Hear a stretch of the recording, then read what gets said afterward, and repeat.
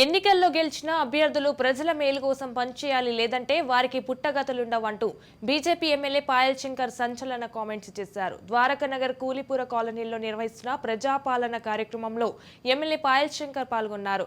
ఈ పథకాలను అర్హులైన ప్రజలందరికీ అందేలా కృషి చేస్తామన్నారు.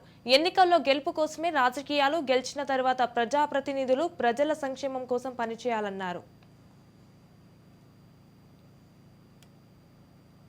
రాజకీయ పార్టీల పేరు మీద నడిచేటటువంటి ప్రసంగం. కానీ ఒక ఎమ్మెల్యేగా గెలిచిన తర్వాత ఓటేసిన వాళ్లకు ఎమ్మెల్యేనే, ఓటెయ్యని వాళ్లకు కూడా ఎమ్మెల్యేనే.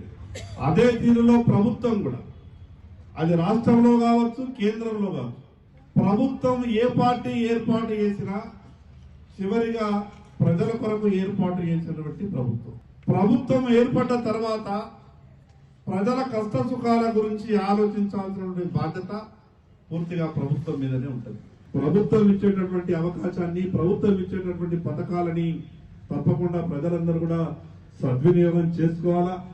దీని తర్వాత ప్రభుత్వం ఏ రకంగా పథకాలని అమలు చేస్తుంది, ప్రజల కొరకు చేయాల్సినటువంటి పథకాలు, అమలు చేయాల్సినటువంటి పథకాల విషయంలో ఎక్కడ కూడా రాజీ పడే ప్రసక్తే లేదు.